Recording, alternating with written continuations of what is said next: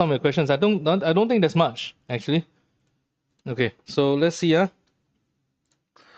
Right.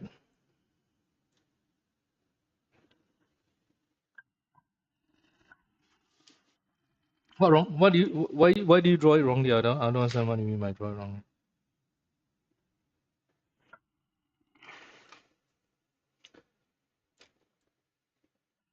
Wait, this one you self mark or what? Okay.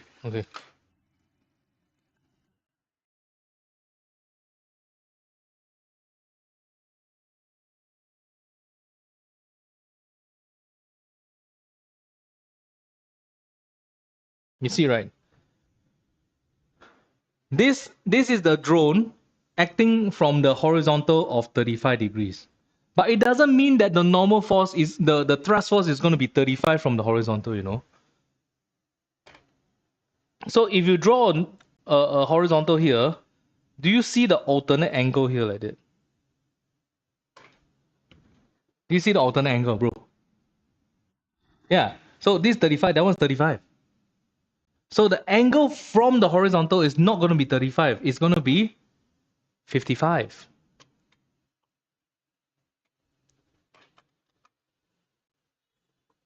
Do you understand that? So you almost got it right because you drew this one correctly. But you know what? Actually, no. I don't agree with the way you draw it. Also, like you are drawing the forces from coming from one point like that. Then you just draw the resultant like that. That's off, man. That's wrong. Yeah. So you got to learn how to do this. I don't know how else I can describe because maybe I'm just not good at describing this bit. Okay, you see these two forces here? Cannot.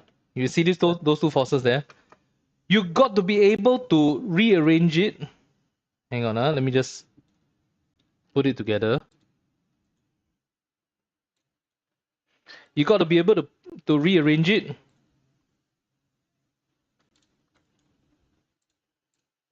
Right? You got to be able to rearrange it so that you can get like a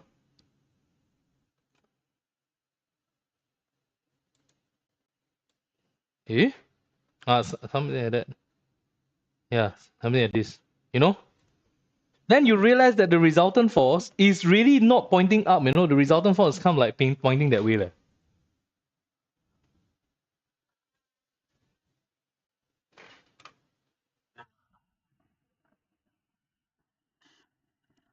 Sure, I don't know how much longer it is, right? But I do know for a fact that this one is what? This is 55 degrees and this one is 10, right? Yeah, okay. So maybe it's just like that. Yeah. So you have to go and fix that lah.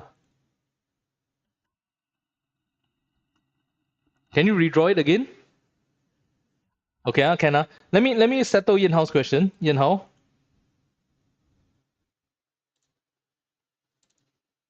Are you there, Yin Hao? Okay. So this question is just like that, this one here. Okay. What's your question?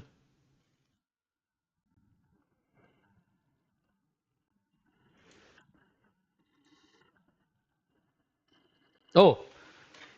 Oh yeah. Because because you're not A levels, you're O levels. As in like you're Sec 3, Sec 4. My goodness. Okay. So you got to remember that on Earth, right, the gravitational field strength is stronger. All right. Therefore, when you hit the ball, it will reach the maximum height at a shorter height and it will reach earlier. Right? Oh no, are you okay? Let me turn down the aircon. No, you come in. Okay, you don't mind. You just. You want to sit outside also fine. Let me just finish up with them first because I figured that you will take a while and I just have to clear them up.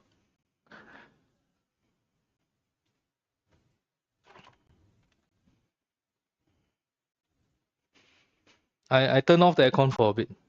I don't have a towel for you. Sorry. You just use the tissue. Okay. Yeah. So you know the downwards gravitational acceleration, right, is stronger on Earth. So the ball will reach a shorter maximum height, and it will reach a maximum height that's earlier. If it's on the moon, it will go like that.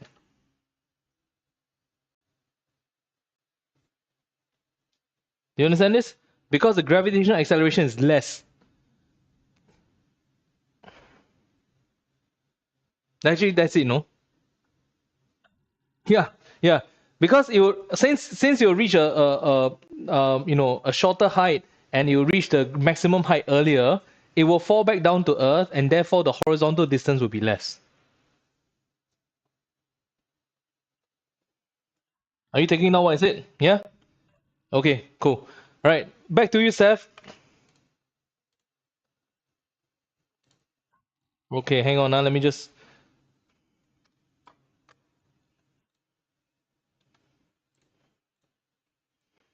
All right, what's the issue here? D part here.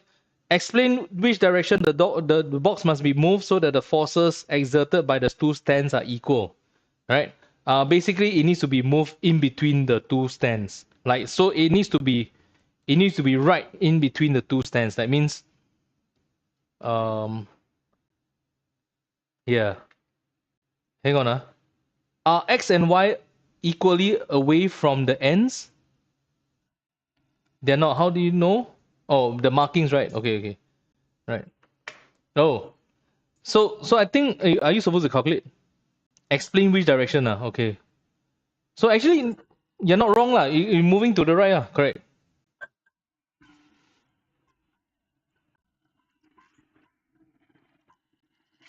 No, so you move it towards the right, right? You move it towards the right, so that the moments exerted by both pivots, right, are equal to each other.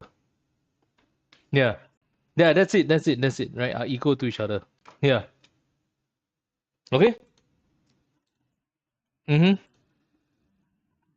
Yeah. Uh-huh. Correct lah. Yeah lah. So basically trying to say that, like, if you take this pivot, this as a pivot, this one here will increase, the moments of by y will increase, right? And since you move it closer to this side, if you take y as a pivot, then the moments by x will decrease. So that what happens is that both sides will be the same. Yeah, yeah. So you just say whatever you just said, like whatever I just said, you just say in the words, right? By moving the box towards the right. Okay. If I take pivot at x, the moments by y will get less. If I take will get more, right? Will be more. And if I take the moments, if I take pivot at y,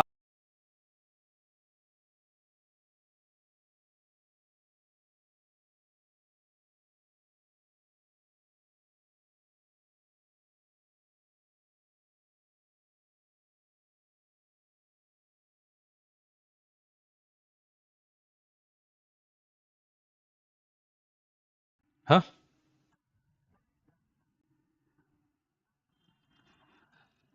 Okay. Firstly, your answer is okay.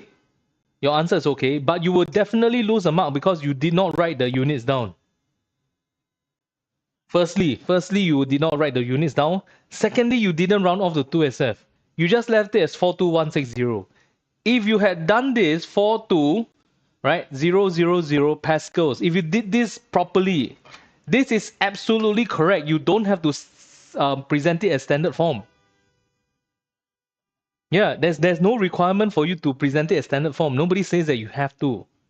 Right? I mean, okay lah, maybe in the millions and all that, but they shouldn't penalize you for not presenting in standard form. If they did, it's a bit weird. But you're completely missing the points here, Like you see, these 2 marks here, right? You get it wrong. Like they would not give you any marks, But do you know why? No units and you didn't round off. You just simply threw a number down there and then expected them, okay, you want your marks. No, they're not gonna give it to you.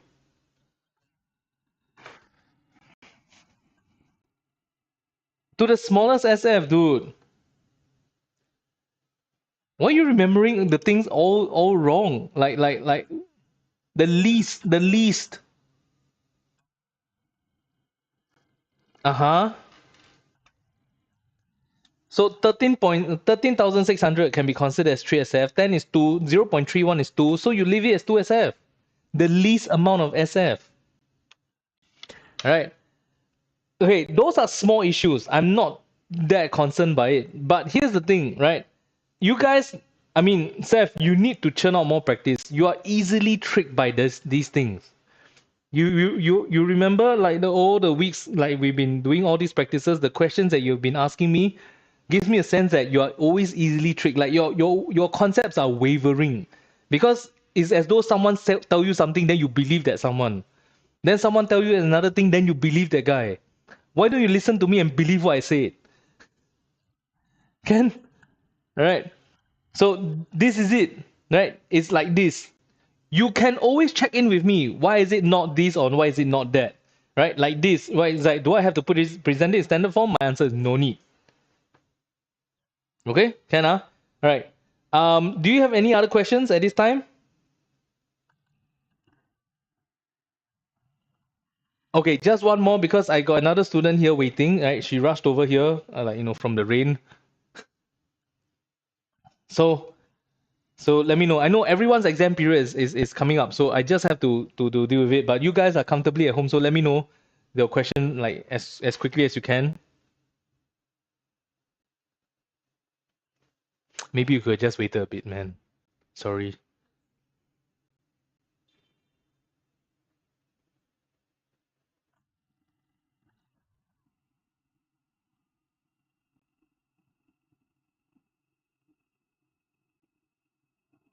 Mm-hmm.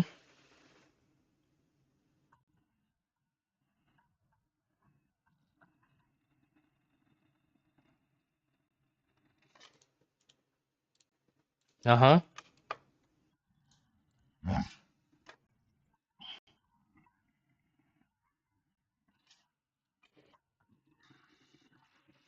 Why?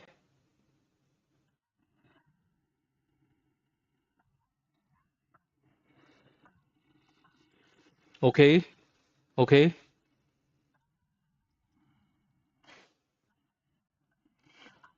Then you have to tell me what equation you got to use. Are you using MC delta T? Oh my god, dude, your equations are all over the place. You're completely wrong. All right. Firstly, we don't use Q equals MC delta T for latent heat. Which part of latent heat does this look like? This doesn't look like. Does it even start with L? Any of these symbols does it start with L? No, right? And delta T, dude, what is delta T? You go and put a small t there. You know what it means now? You're gonna think that it's time. It's not time. What is it? It's temperature. It's MC delta capital T. Temperature. It's not time. Right? So what's the legit equation for this? So obviously you basically like easily confused by the equation again, right? Correct or not? You gotta admit you are easily confused by the equations. It seems like your equations is not very strong.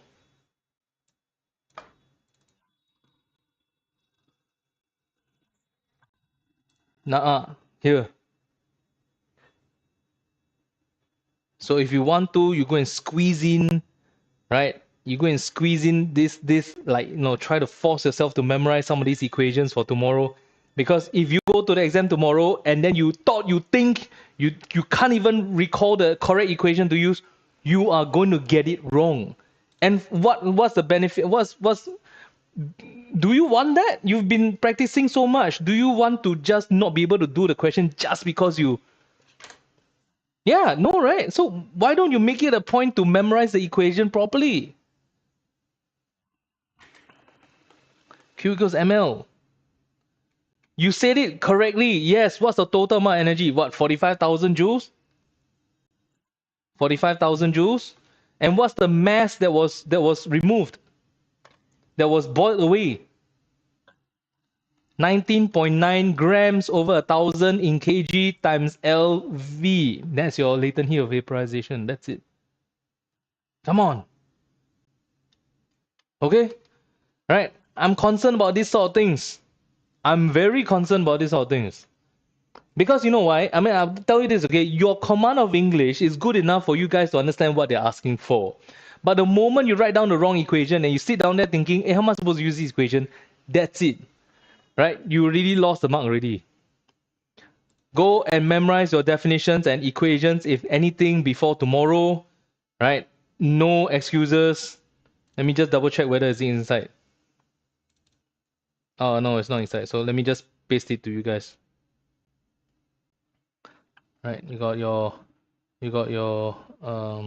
I just paste a formula sheet, fast one, okay? And don't do stupid things like go and print out a small copy and try to cheat, right? Don't do silly things like this. I have a student who did that before. Okay, I'll leave it to you, right? If there's anything else you ask me in a while, right? Otherwise, I will pay attention to my student now. Okay? Bye. Bye, Yan Hao.